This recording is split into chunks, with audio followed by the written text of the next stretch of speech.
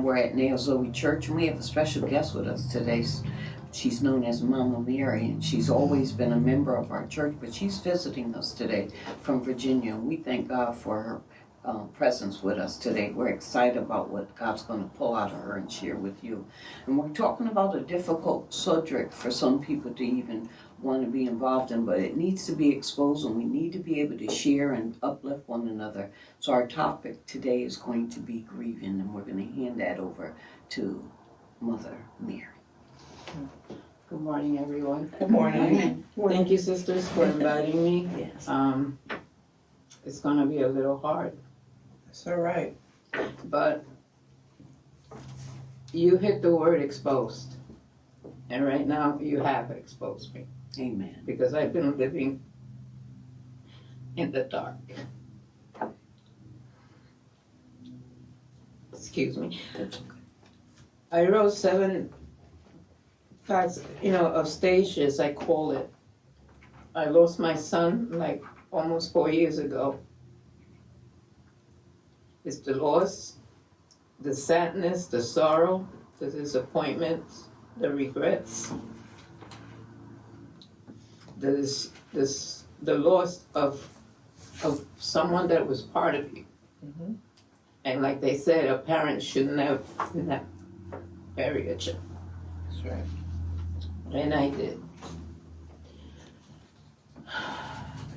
I experienced the loss of a member. My mom, she was the first one. 3 years later was my dad. So I kind of was learning to deal with that. Yes. It was very hard to let go of the loss of my mom. And I took that with me for a good 16 years until I became a born-again Christian. And learning to be closer to God and the Bible,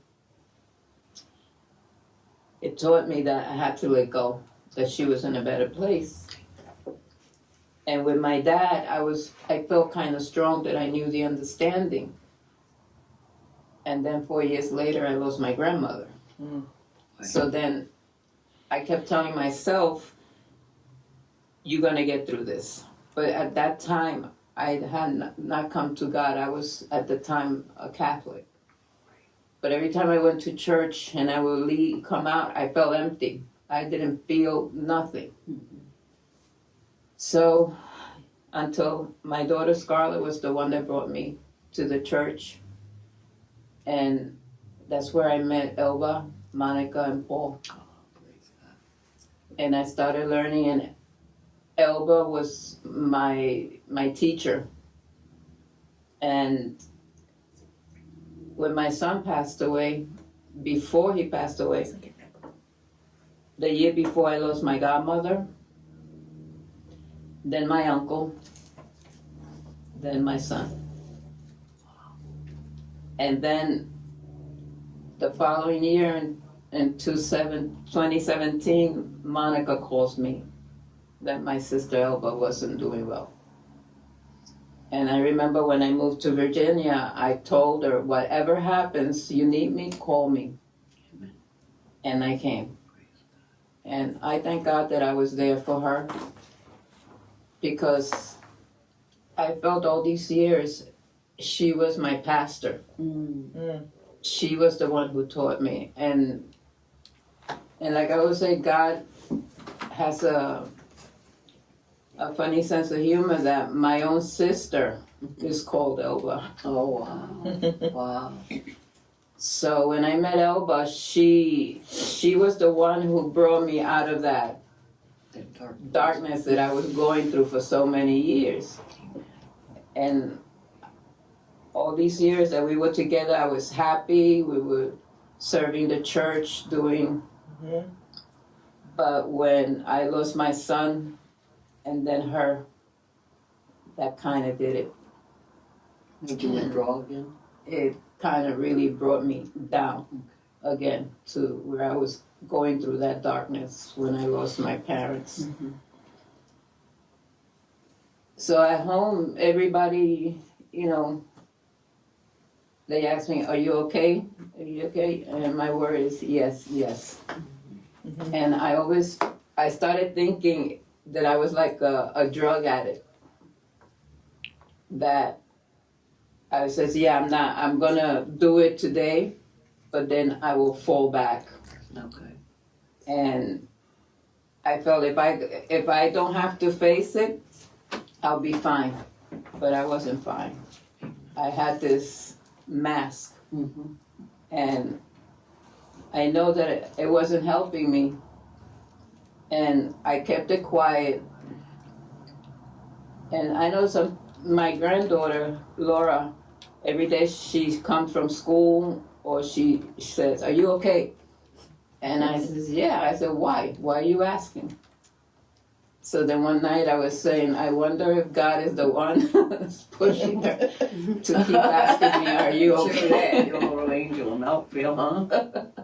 But I've been the kind of person since I was a kid that I help people. That's how I was raised. Mhm. So when people try to help me, I don't let them. do it. I want to be the strong one for them. So when I was going through the loss of my son, I was there for everybody, for his family, for my family. But I was sinking. I was getting numb until the point that I feel that numbness. Because I was telling Monica that I have this fight. I love my God. Mm-hmm. I have faith in Him, but yet I was angry at Him. Mhm. Why did it have to, happen? Why did you take him? Mm-hmm. But my son was going through so much that, God said, I'm not going to leave my son go through that. Mm.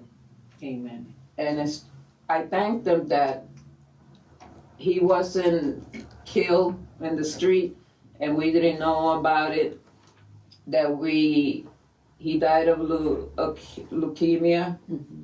and we were all there to be with him and to give him that support that he had to leave, Mm-hmm. but to know that everything was going to be okay with us. But I faked it. Hmm. I faked it, and that's what hurts. Yes. Yes. I miss him every day, Mhm. but I know that he's in a better place, and I shouldn't be selfish.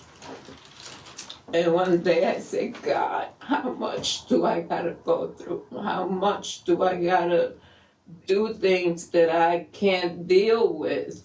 And I always remember that God, Elba told me once, he says, whatever I give you, you could handle. And I said, because he has that faith in me. Amen. So when she passed away, I said, who do I talk to now? Mm. Because whenever I would call, we would talk, bounce things against each other, and we were always in the Word. And she always says, Mary, pray, pray, pray.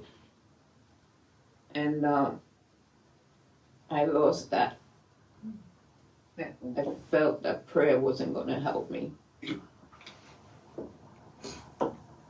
So when I spoke to Monica about it, then she called me, I think a day later. She says, Mary, why don't you come to us and talk about it? And, Mhm. And at first I went, oh, okay. And like you said, I do this, I'm going to get exposed. Yes. And then I was thinking about it, I said, man, I'm going to tell her, no, I can't do this. But then I said, now my family are going to say, well, why didn't you say something? And they don't know until now if they see this. Amen. Because when you grieve, everybody is different. Yes.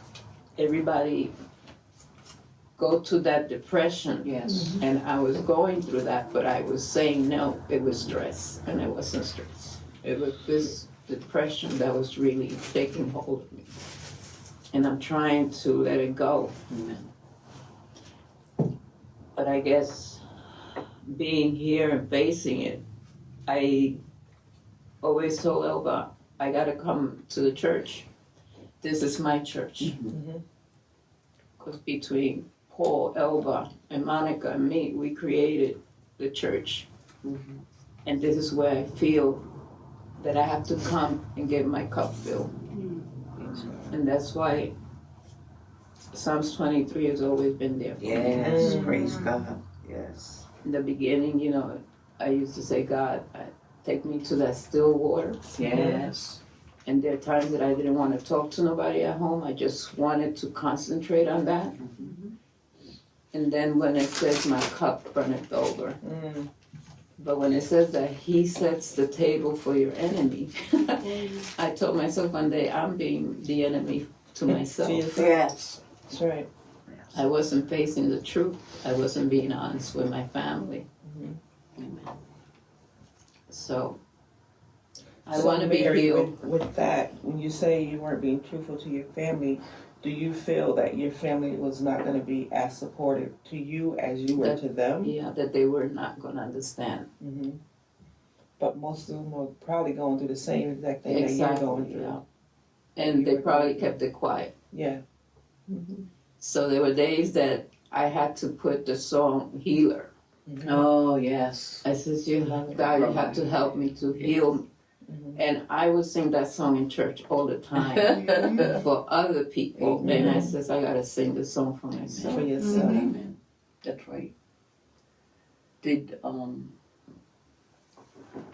in those dark times, what you said you gave up prayer even during those times? Yeah. So you just literally cut yourself off from Exactly. talking to God. Yeah. Well, I think the blessedness is that God still took care of you. Amen. He didn't, there was a demonstration the pastor did last Sunday where Sister Monica was sitting in the chair and he was talking Yes. about the Father's love and how no matter how we resist him, how much we want to get away, no matter what happens to us, he's still right there, like got that bear hug on us, Yeah. and he's not going to let us go. And until we recognize and really understand the love, the intensity of his love, the depth of his love, that like I said, he gave his son up for us. Rejoice in that because in him giving that up, he's placed your son in a better place. And you know what? All of us hate the fact that that people gotta leave us. Yeah. There's no one that doesn't get depressed about that.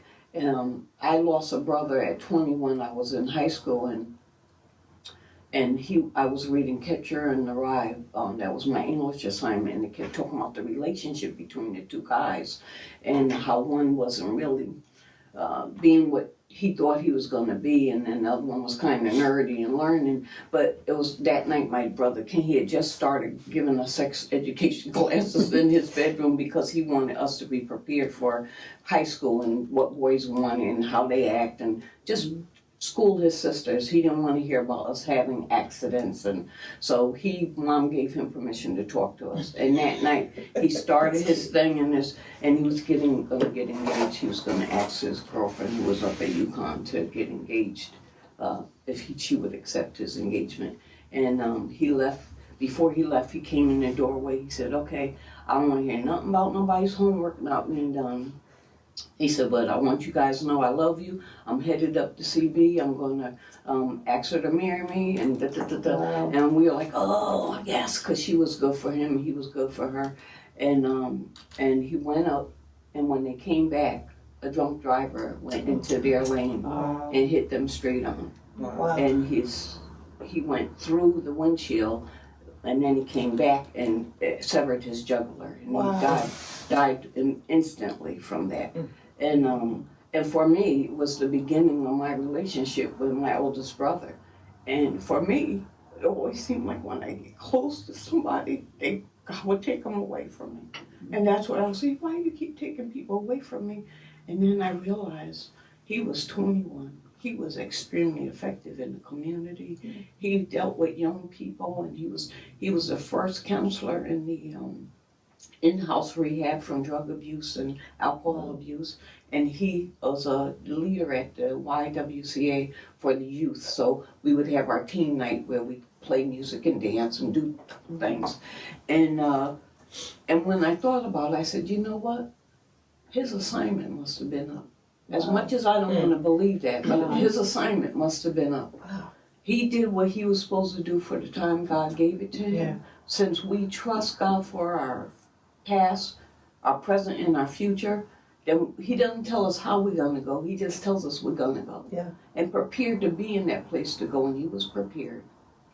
But the effect he had on the community was to the point where they dedicated, it was a park across from Pastor Bland's church that was dedicated to him. And they had a whole ceremony. So they knew even the mayor, the governor came, and they dedicated this park in his memory. Because the youth that were involved with him went down and like employed them to please do that. We need to do something special because he's recovered many of us. He's been right there. He's been the big brother we didn't have. And so the way I could deal with the grief was he finished his assignment. Amen. And God was so pleased that he took him home. Imagine what he's doing up in heaven, worshiping and praising, and the kingdom work that's going to be done there that we don't even have an idea of. Mm-hmm.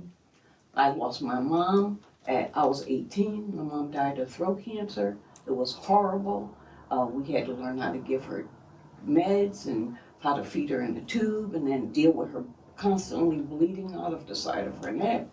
And each one of us, 10 of us, had our role and our contribution. And I was like, why God? Why are you taking away a woman who has 10 children? Who's going to take care of us? That's the child mentality. Mm-hmm. Yeah. It wasn't until I hit my 30s that I realized that had she still been here, we might still be crippled. Wow. We might still be mom this and mom that and drawing from her because her dream was everybody's going to get out of my house by 18. You better have a job. If you're not in school, I'm going to put you in school. You better find a trade. If you don't have a trade, I'm going to put you in a trade, you know. But she was determined to live her afterlife. But at 47, she passed. So we the last 5 children were left without a parent. And I just think of, you know, her, the same thing, impact on the community. We had a doctor that cared for her, that took care of us for like 3 years after she died, making sure there was food in the house, extending himself financially to us. In the community, like the grocery stores, they knew her and stuff. They all watched out for us. And when I think about the power of God to move on the hearts of people and the comfort that comes from knowing that He's loved you, Miss Mary, with everlasting love, with love and kindness. He's drawn you. And He's saying, I'm not your enemy. I'm your solution. I'm not the problem. I'm the solution. And because you're a giver, that's where your gift is. That's where your release comes from. You're giving to people. You're being there for people. You're listening to Monica's concerns and being like a second mom to her in some way. You know what I mean? To have that place of honor, you have to see that your work is not finished yet. That's right. And that the Father knows your heart. He gave His Son. Don't you think He grieved too? To think that this was the only solution that there was to save a dying world. Amen. And for us, we have to, God is saying, I don't want you to not cry. I don't want you to not tell me how you feel. I don't want you to even try to hide it. Just, if you gotta fall on the floor and roll and whatever you need to do, let go of it. Today, I see today for you, God is taking off the pressure off your spine. Hallelujah. He's taking the pressure away from you. And He's lifting you up out of that muck and marl because of the love He has for you. And He's telling you the work is not finished yet. So you don't have your own. There are boys and kids out there that need somebody to nurture and love and take care of them. So, and you can do that in so many ways. But in the church, I see you as that pillar for Jackie, for Monica, for Pastor Paul.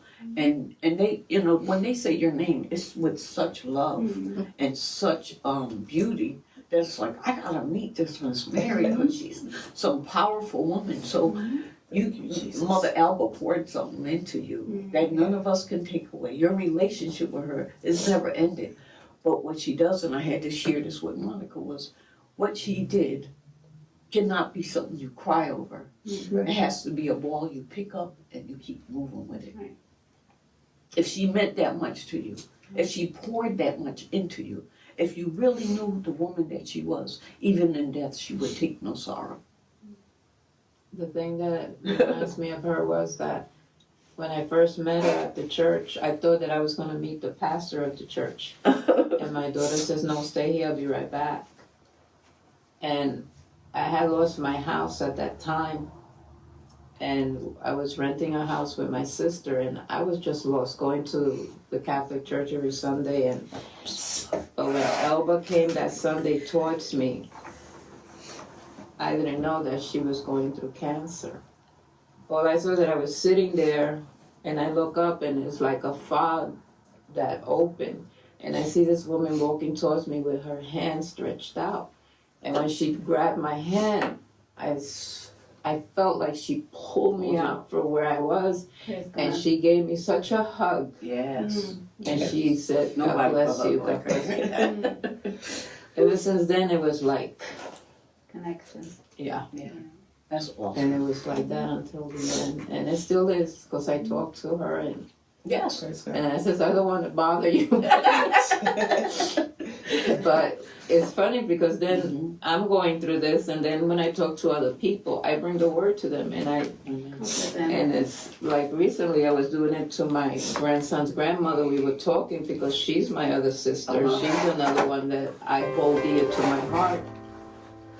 And I was explaining things to her, and then when I was in bed and I'm thinking about it, I says, why am I doing this, serving them, helping them, and where do I come in that I can't help myself?